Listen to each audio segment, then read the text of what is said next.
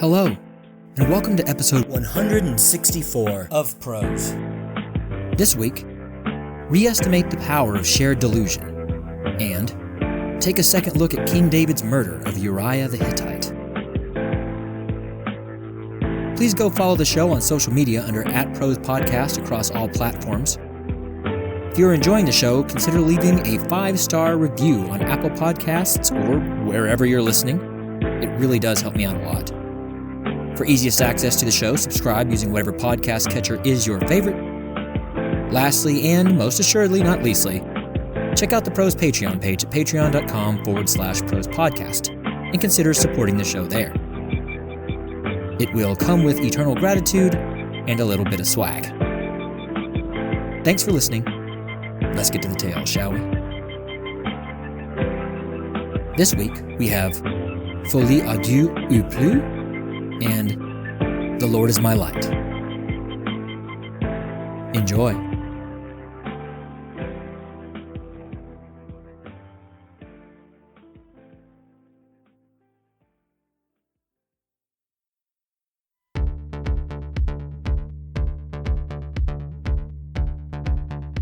Folie à Deux ou plus, an original short story by Jared I. McGee.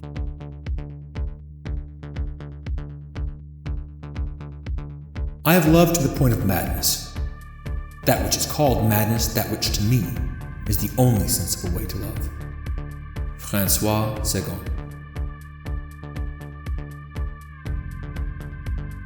Folie à deux, the madness of two. Shared madness.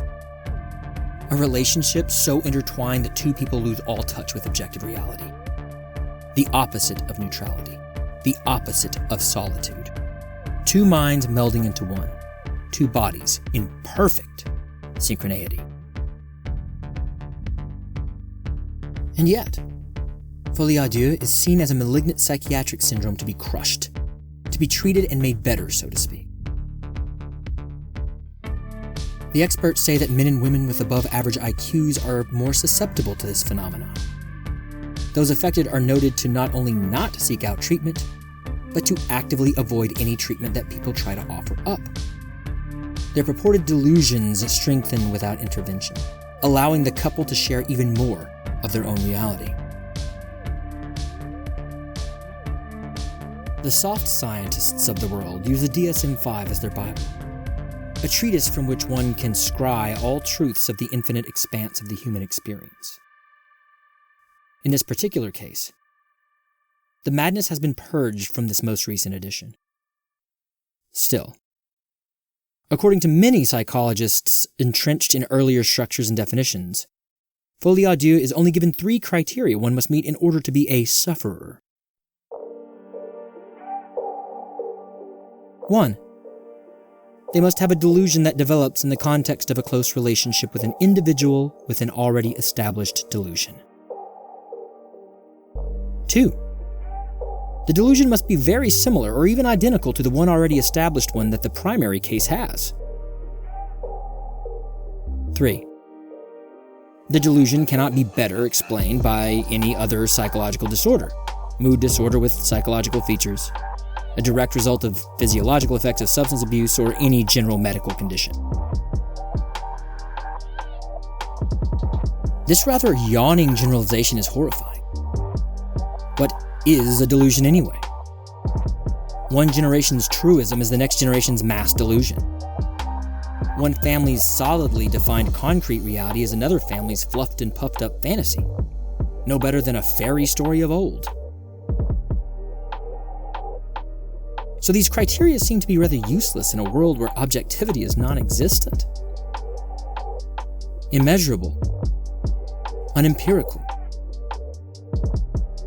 How can we write off something for which most of us strive every hour of every day of our brief existence strutting and fretting to achieve?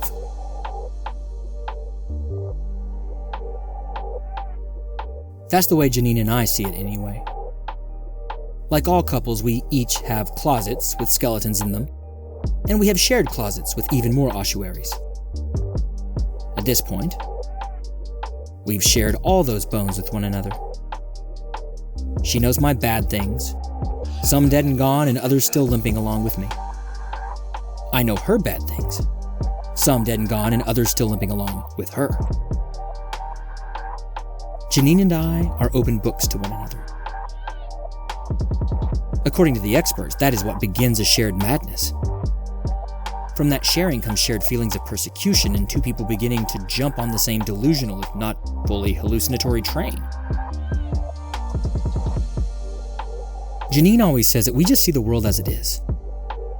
We cut away the niceties and PC-ness of the modern era and see the grit and grime. We see the disgusting open sore that is humanity, weeping and pussing in all its gory glory.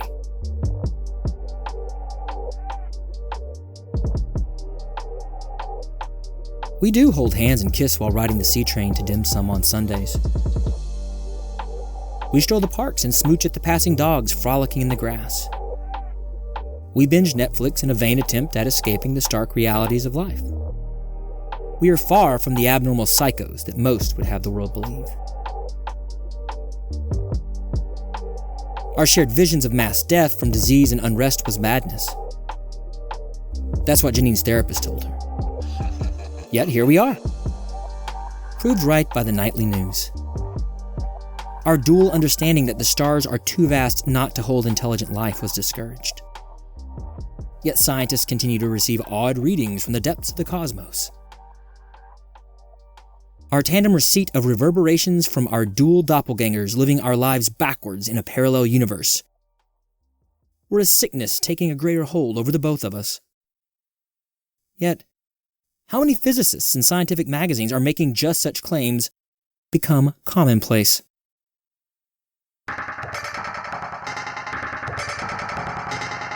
One person's madness is oftentimes nothing more than visionary ability to see past the now. A pushing away from the myopic and the cowardly. The names of the mad shout out across the ages.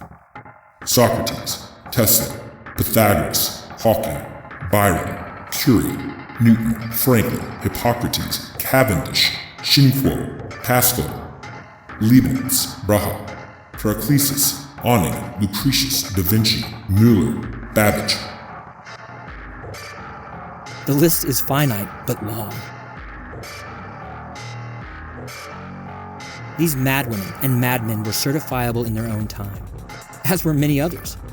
But the future has seen their visions as truth realized before their time. One person's madness is oftentimes nothing more than visionary ability to see past the now. So, Janine and I, like our heroes and predecessors, are ignoring the naysayers of the world, and we are embracing our purported madness. In fact, we are seeking to share our madness with others. Our sexual and personal proclivities already have us dating a fine young woman named Sophia. With her, we shall be extending to a folie à trois, one more loved one with whom we can engage the truth. I love Janine fiercely.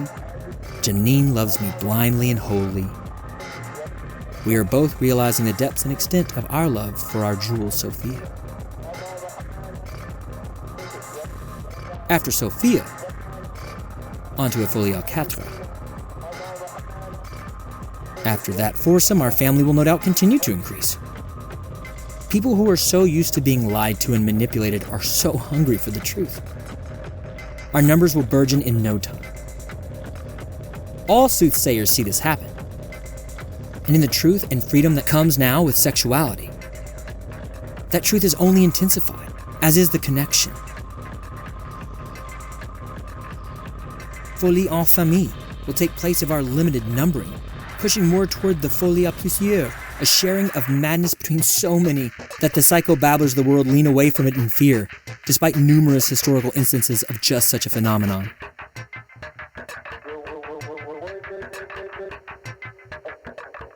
But for now, Janine and I will continue to allow ourselves to lose our individuality, becoming even more intertwined and inextricable from one another. Through this melding, we will become something more than human,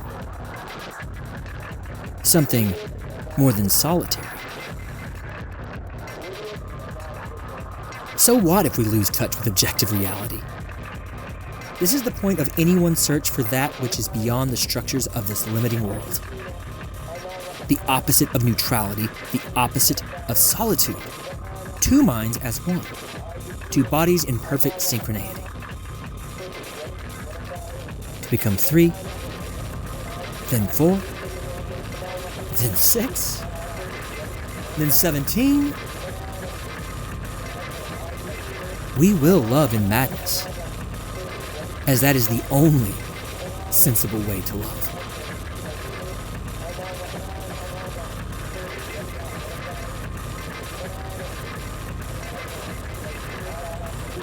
Thank you for listening to Folie, Deux, Plus, an original short story by me, Uriah McGee. Please stick around for our next story, The Lord is My Light, where we'll re-examine a Bible story of old.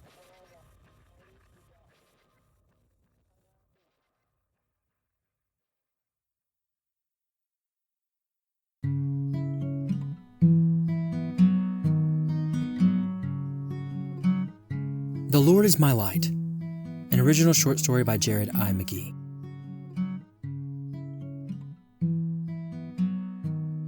From the beginnings of my life, I have gone by the aphorism for which my parents named me.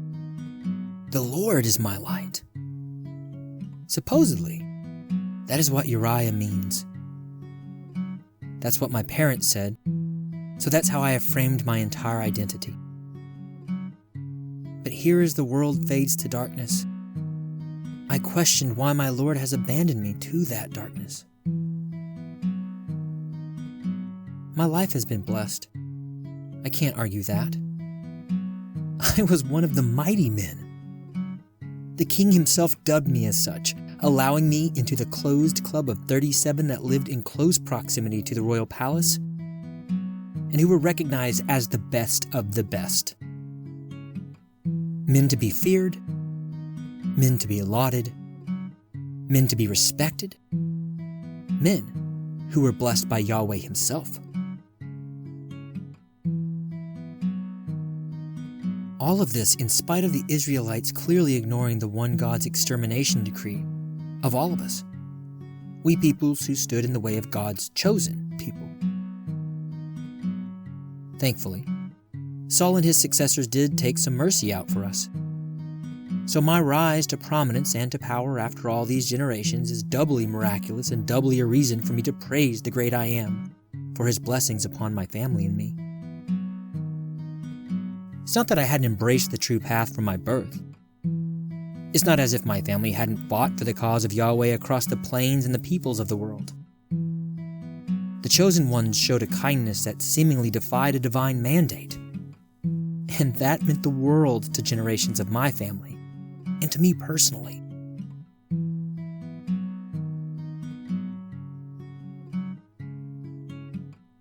And yet, here I lie, bleeding out on the faraway plains, alone and cold, and with not one man who knows me. As my vision fades, I can't help but feel cynical and angry here at the end. My hard-won fame and proximity to the palace were my undoing, after all. If my dwelling weren't so open and upscale, if my home had been farther away from the palace, if I had been less of a loyalist to the king. If these blessings had not been so heaped upon me, my ignoble, dishonorable, and dishonored end could have been avoided.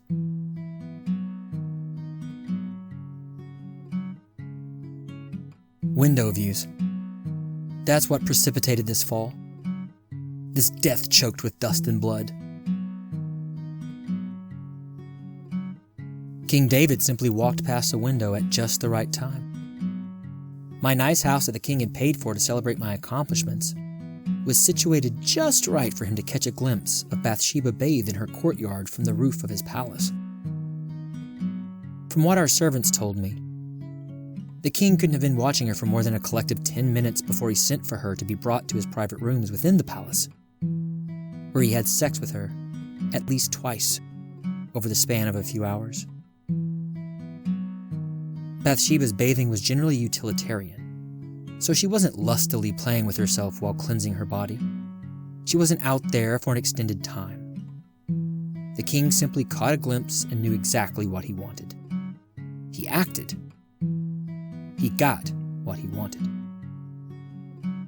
Well, to an extent. It became rather apparent rather quickly that the king had impregnated my beloved. I, of course, was off fighting the mighty monarch's battles for him, just like the rest of the mighty men. We were the ones who executed his will. We were the ones that bore the responsibility of ensuring the safety and expansion of God's kingdom on earth. David had long since given up his spear and shield and sling for fans and cushions and concubines. Supposedly, on hearing that it was my wife that he had made great with child, David was taken aback.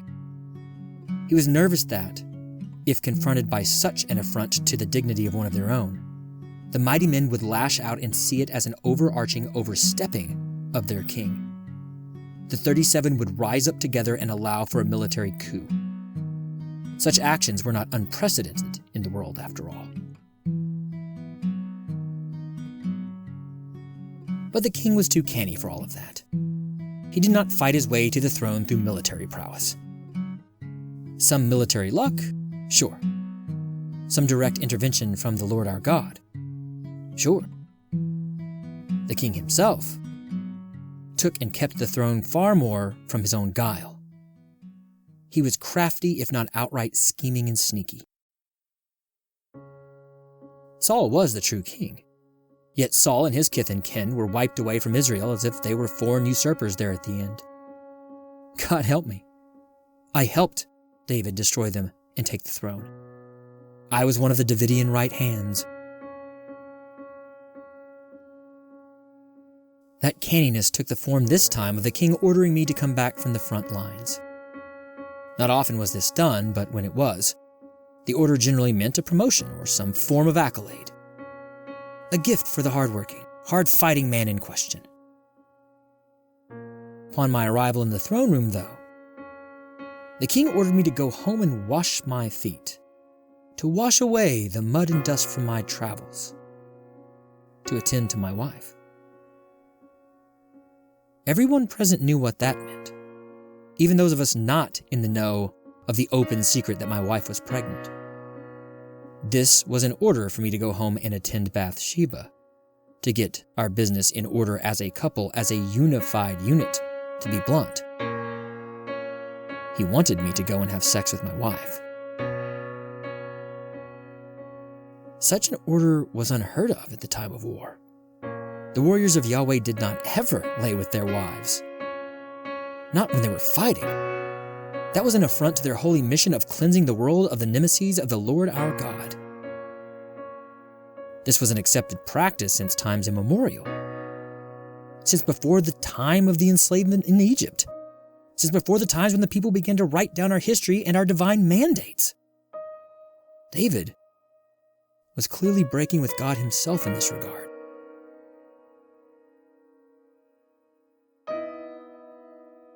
Within half an hour of my refusal to wash my feet, I was home.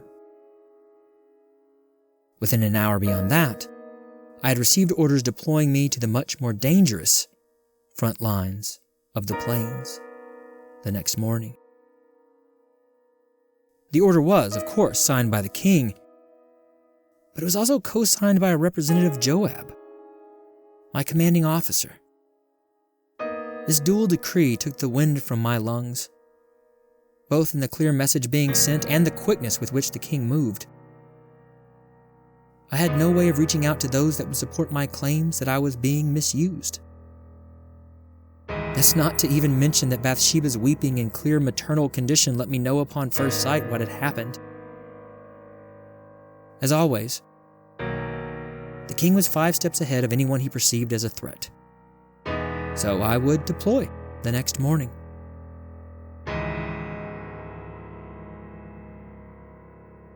I slept next to my wife that last night, though I cannot claim to have been entirely warm to her. Her apologies were hollow. Her being starstruck and proud to have caught the eyes of a famed king, a man directly anointed by God himself, was too apparent for any of her wailing and gnashing to be terribly believable. So, along with the other newest deployments, I set off that next morning, less than 24 hours after my arrival, alongside the other soldiers. Even in marching that morning, my comrades seemed to move away from me, marching further apart from one another than is generally allowed. Their orders were clear. I was not truly one of them. Not anymore. I would die on this mission alone while surrounded by my fellow men of the sword. Notably, the king did not order any others from the mighty men to be a part of this deployment. He was clearly too afraid that our loyalty to one another might be stronger than toward an increasingly concupiscent king. What hurts my heart worst of all is the retroactive revelations that David himself will push.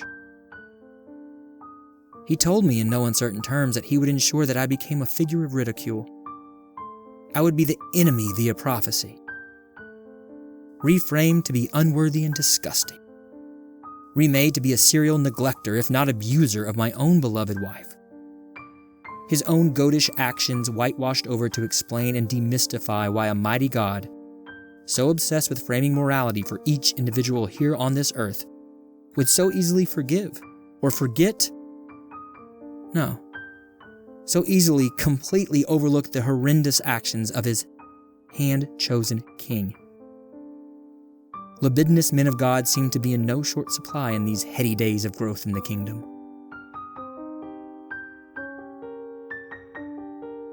So a toast to me, as I lay here dying.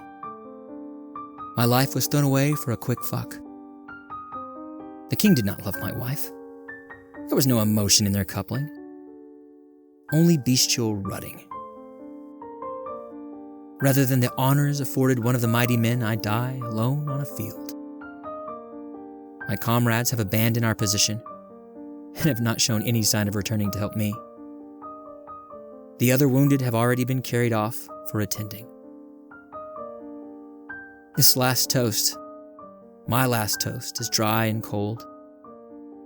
A mud derived from my own lifeblood and the dust of the earth from whence I came and to whence I am returning. The Lord has always been my light, but my vision fades to darkness.